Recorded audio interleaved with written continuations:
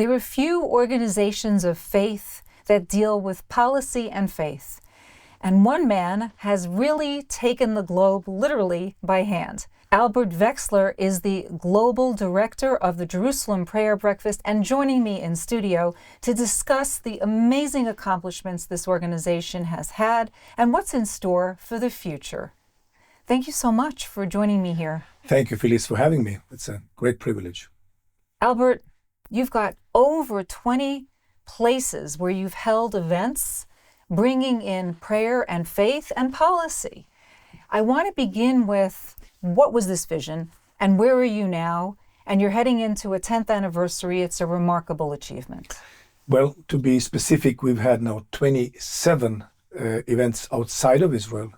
So it's 9 annual prayer breakfasts in Israel and then 27 outside. We just came back from Taiwan. We had a very, very successful event there with the vice president hosting us. And then, of course, we're going to Mar-a-Lago.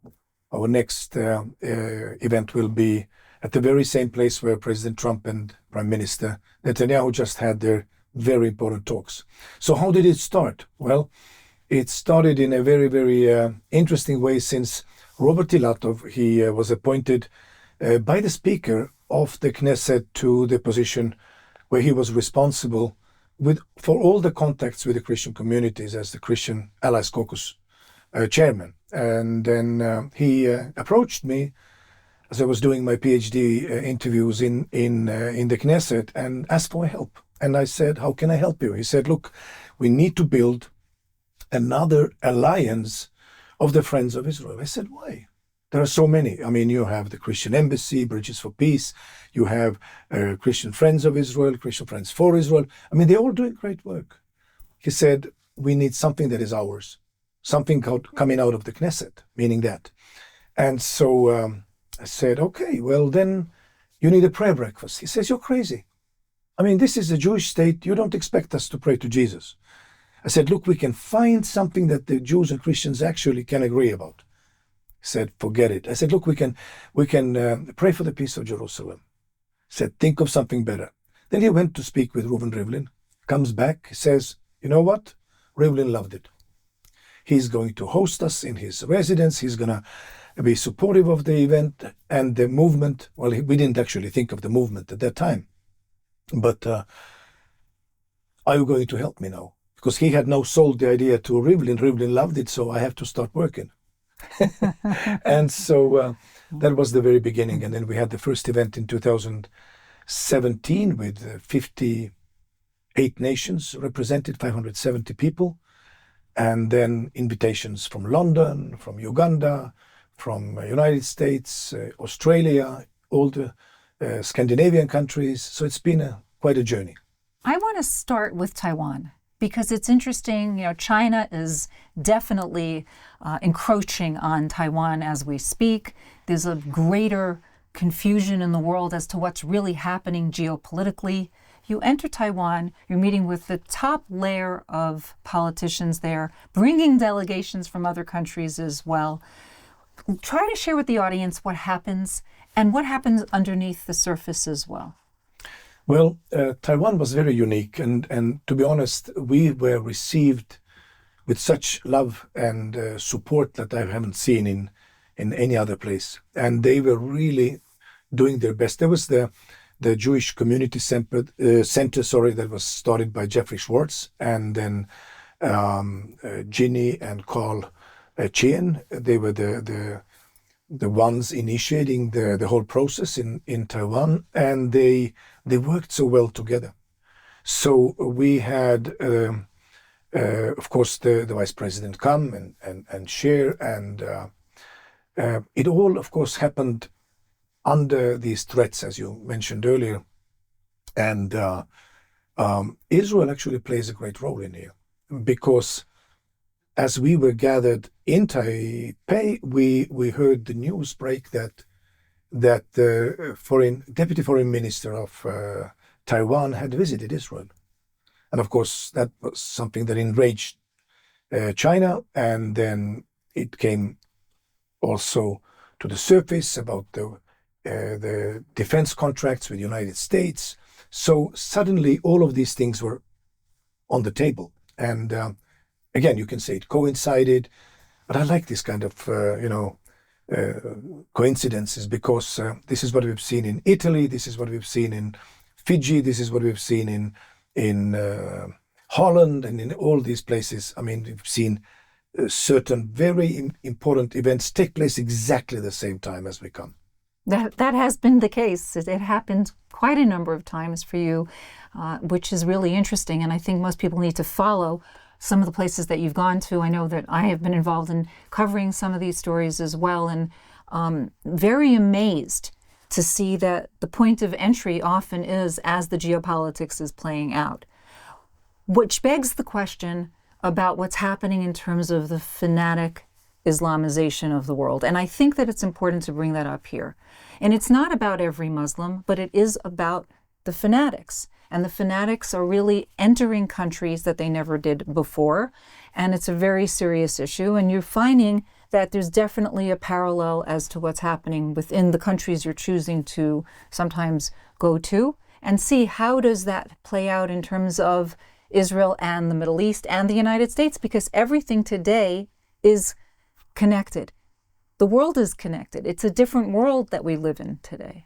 Right. I think you saw that very well played out in Israel recognizing Somaliland, a country that de facto exists 34 years and was now recognized by Israel. And you saw who supported it, and you saw who criticized Israel for doing so. And I think that kind of shows the lines of where the power struggle is happening, and happily the countries that had signed the Abraham Accords with Israel were not the ones condemning Israel for this step. So you see it play out in a very, very clear way. Of course, I think we're very worried to see how this radical Islam is growing, and the influence of it is growing in the Western world, and it's something that has to bring people to a recognition and understanding that we are facing. It's not something that we are facing here in Israel. Of course, October 7 cleared it up very, very much for us. We understood suddenly that, hey, this is actually what they are planning. This is what they are actually thinking about. They have to, eliminate, kill every Jew to see their redemption come. I mean, this is their very purpose. And then you realize that this is encroaching us all over the world. So what will happen with the Jewish communities? What will happen with the Jewish presence? We see the horrible developments, of course, in New York, and I'm not even speaking about England or France or. And you're speaking about the Jews, but it's not just against the Jews; it's against the Christians as well. And I think we must bring that point. Right. It never just starts with the Jews. And when it starts with the Jews, then it ends. It doesn't end with the Jews, as we well know from the history. And this is something they've been very, very vocal about. I mean, they say first the Saturday people, then the Sunday people. So people have to wake up. That's very clear. Looking back, and 10 years, many places you've been to, as we've just stated, some have worked really well, and sometimes it's not so simple. I know there was an element of bringing this need to go to Nigeria. And Nigeria I must bring up, because many Christians have been persecuted in Nigeria. And the president, as we all know, just recently sent airplanes into Nigeria. And I think it's a big move. The president attacking Nigeria sends a clear message that I'm behind the Christians in this issue. But you wanted to go to Nigeria. Well, we've had several events in Africa. We had one in Uganda with the First Lady, and then visiting with the President, and then in Ghana and in South Africa. So we've had our presence there, and it's very important for us to go to Nigeria. I mean, we've seen so much support coming out of the Nigerian Christians, and I think aligning the Nigerian Christians with Israel and with the purposes of recognizing Jerusalem as the capital of Israel, and hopefully moving the embassy and coming to a closer cooperation would benefit Nigeria, would benefit Africa, and we've been speaking about it, and we definitely want to see this happen. So we're looking into this, to see whether there are churches, Christian communities who want to invite the Jerusalem prayer breakfast to come, because we're not coming on our own. The call to pray for the peace of Jerusalem comes out of the Knesset, and we have to have a member of parliament or somebody in the government who will pick up the phone and say, hey, we actually want it. Security plays a phenomenal place in everything that you are trying to plan. Give a little bit of an example of what you have to go through, whether it's Mar-a-Lago or it's working to bring in the vice president of Taiwan, and talk a little bit about things that obviously are not problematic to say publicly, Albert, but really give a sense to the public of the complexities of putting these kind of events together so that people can come freely and really engage. Well, it very much depends on the country and, of course, the situation. I was very surprised to see that the government of Denmark provided security for us, in the hotel for, 24 hours. They were, covering us and free of charge. The same happened in Norway and was less happening in Sweden. Sweden, we experienced a lot of fear from the local people because of the possible threats from the radical Islam. But in US, of course, we've needed to hire the police officers and security services. New York was a nightmare. We had to, being at the Times Square, it's very visible and then also very expensive. I must say that you need to bring the minister of Israeli government and the Knesset members and the ambassadors, and they all spoke, and it was all very well organized, and it all happened well. And thankfully, we didn't have any interferences, but. And yet, you kept it very, very low key. Well, we always do. We always do. For a good reason. We're starting 2026, and look where we are. We never would have thought that we're living in a state where security plays such a high level, where you have to hide Jewishness, hide Christianity, which is really what you're saying here, and that is what's happening. And there's a danger that if it stays that way, it gets worse. Well, definitely, you see the effect of bullying, people into silence, threats here and there that would then play out of people really not even responding and not being active. But I'm very, very thankful. Actually, there are Christian communities, in Finland and in Estonia and in Latvia, even in Lithuania, I heard, they are very, very public in their support, going out, with a demonstration of shofars in Vilnius. I just heard it when I was visiting Latvia. Big demonstrations with Israeli flags in cold winter in Finland. I mean, Denmark and all of these countries that really you would feel the hostility. They have the guts to do that and to stand up with us. So it's a very, very big thing. And I think those Christian communities that, have their, love and support so strong that they don't care. I think it's a huge thing. And I think we have to see it more happening. Take a moment to talk about faith and policy and where your prayer breakfasts have had direct impact on policy. I'll bring a very powerful example, what we saw in Holland. It was 2019, and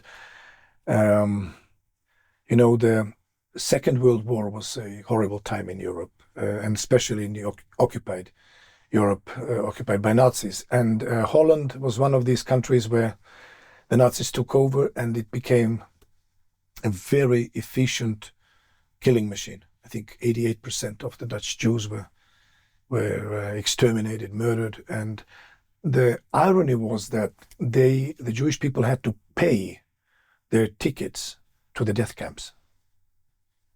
And so the government had made a decision to pay some kind of reparations and to compensate this. But at the same time, you know how the governments are. They make a decision and then they start dragging their feet. They never implement it. So we were gathered, you know, it was, again, a local member of parliament, Epa Branch, at that time, who invited us to the parliament. We were gathered at the Reader's Hall. That's the very special place where the king only speaks to the nation once a year. And we had the Jewish community, we had the pastors, everybody had come together, the delegation from Israel. And of course, the government was represented in Reader's Hall. And that very day, again, you can say it's a coincidence, and I love it, these kind of coincidences. The very same day, the government decided to release tens of millions of euros to compensate and to pay these reparations for the survivors and their families. Now it's obviously very late, but the ripple effect of that was huge, because next year King was alone speaking to the nation as, you know, COVID was taking its toll, and he said, I'm ashamed of the Queen, my grandmother, the Queen, who was silent during this time when the government was in exile in Britain, and they were silent, not talking about how the Dutch Jews were murdered. Dutch citizens were murdered. And so that, of course, brought about a whole movement of repentance from the Reformed Church. And I mean, these kind of events, you know, you trigger something and you don't know what the ripple effect will bring about. So it's been really, really amazing to see this. In Italy, we had, you know, Giorgio Meloni as the head of the opposition. It was 2021 in the Senate library when they all gathered. I think we had like 15 members of opposition from different parties. I still remember how Matteo Salvini said, you know, he came and said, somebody wrote a speech for me and I'm not gonna read it. I will say what's on my heart. And he said, the Jewish people and Jerusalem are inseparable. And he said, it will be the right thing for the Italian government to recognize it. And when my time comes, and this is what he said, and he tweeted it also, when my time comes to put together the coalition, I will move the embassy from Tel Aviv to Jerusalem. Now, it's a big promise. And actually, exactly a year later, they had the opportunity to form the coalition. And I'm still waiting for now his minister, Matteo Salvini, to make his promise good. Because if there ever was a time to recognize Jerusalem as Israel's capital, it's now. Because President Trump, you know, he did it in 2017. He declared it, and he did it in 2018. But he was actually had just waived the Embassy Act in 2017 when we had the prayer breakfast, the first prayer breakfast in Jerusalem. And I still remember how Billy Brim said a very, very simple prayer that the newly elected president would recognize Jerusalem and would move the embassy on her birthday, December 6th. It was really remarkable to see that President Trump actually made this declaration, said, I'm declaring the obvious. Jerusalem is the capital of the Jewish people and of Israel.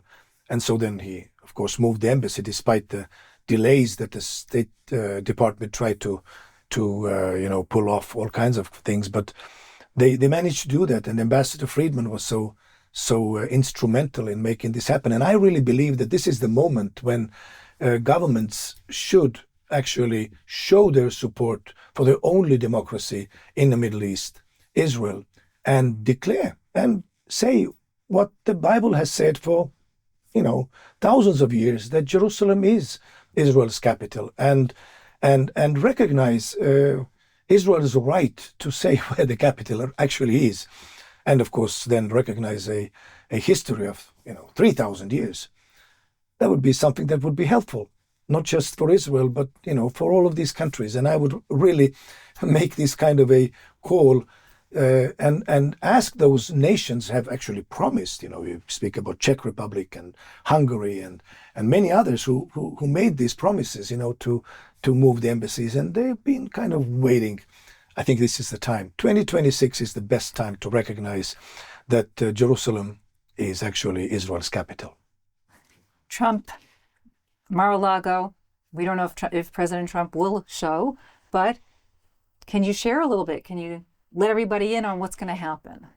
Well, the very fact that we will have the Crown Prince of Iran, Reza Pahlavi, with us there is very, very telling, because of when you see what's happening in Iran today, there is a bit of hope that there would be a regime change. And I'm really praying that this would happen. Wouldn't it be something of a relief, not just for us, but for the Iranian people? How many years have they suffered? What a horrible, horrible dictatorial regime.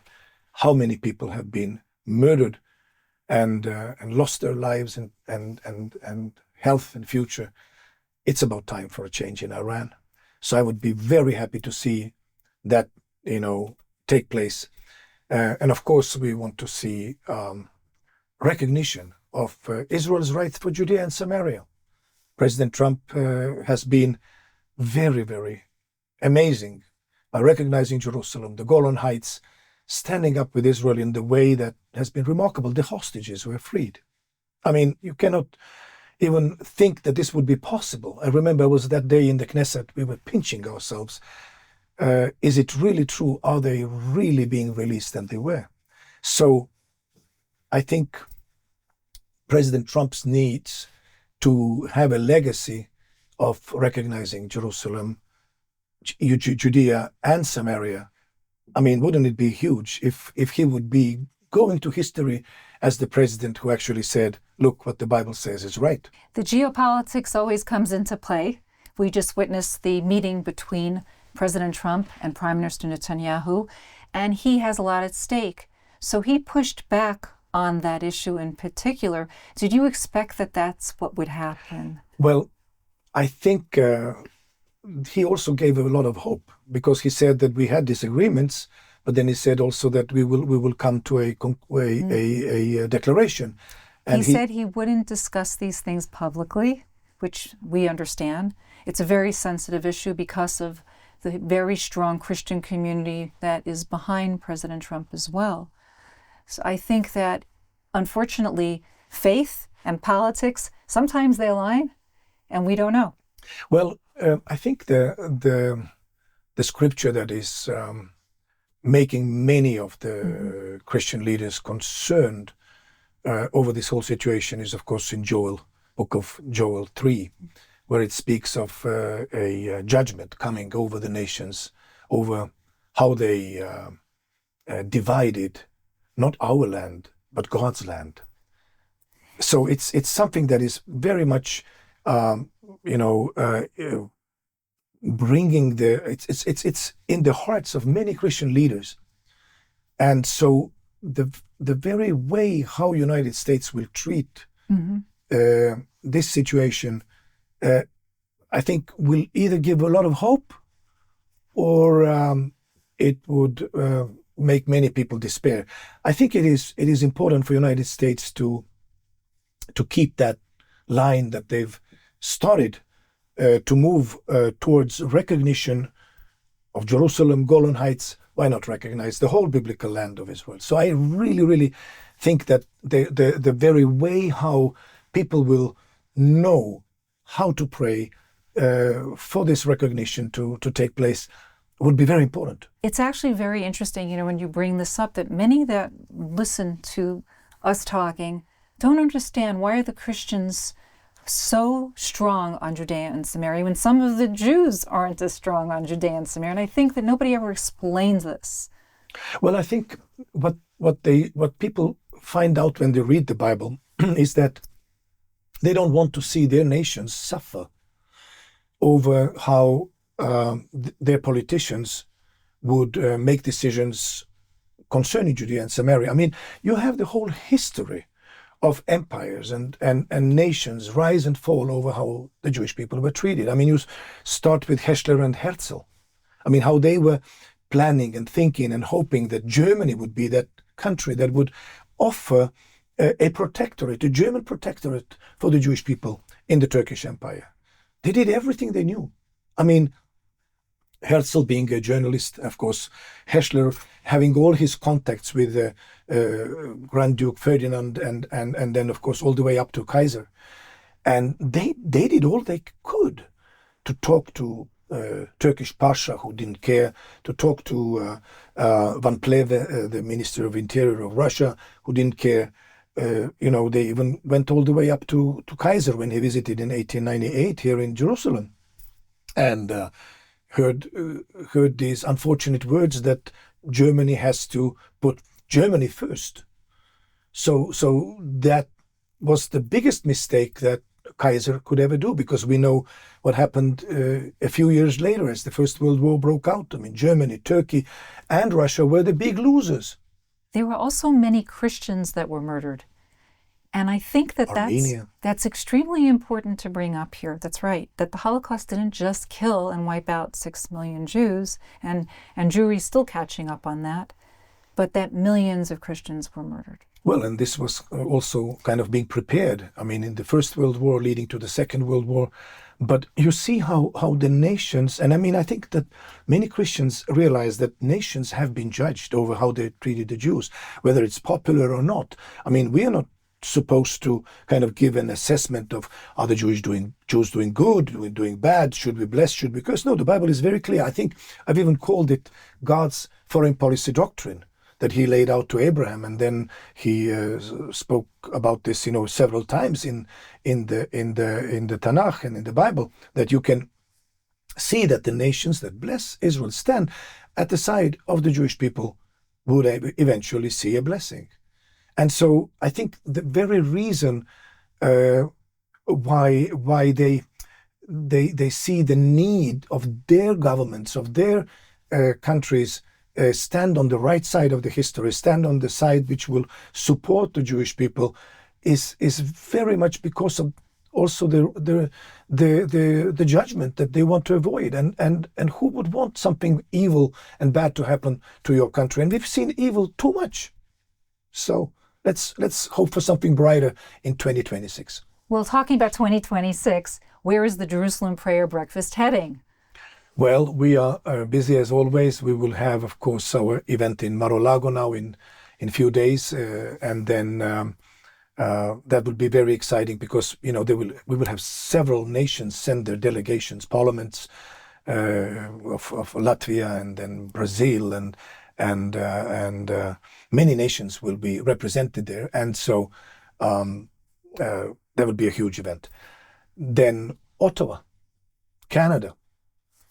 In March, so we will have it take place right after the National Prayer Breakfast. So that will be huge because all those who would, participate in the National Prayer Breakfast in Canada, we will invite them to stay to pray for the peace of Jerusalem. And for Canadian Christians, it's a huge relief because they've been horrified of how Canadian government has been treating Israel lately, and so we're really expecting some better times to come. Then we go to Faroe Islands. Have you ever been to Faroe Islands? No, I have not. I think you should come. That's quite an exotic place. Maybe a little cold in April, but it will be beautiful. And then, of course, we will have our 10th annual prayer breakfast here in May, 26 to 28 in Jerusalem, and it's going to be a celebration of 10 years, of course, and then we will look to other nations, Latvia, hopefully United States, maybe further on to Asia, Singapore, who knows? Albert, you've made Israel your home. Your family's here, grandchildren in Israel. What drove you to say, this is where I need to live? You're not from here, you're from Estonia. Correct. Well, my parents made Aliyah first, so that was the very interesting thing for me to experience, because I suddenly experienced a void in my heart. And I felt like I can't stay out. So here I am, and I'm very happy that we did this move, and our children and they pretty much grew up here, and of course the grandchildren now that were all born here. It's just the beautiful place to stay and live in. Much success.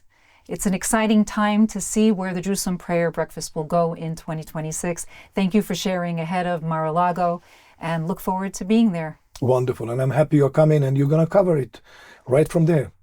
from President Trump's South residence. Absolutely. Thank you.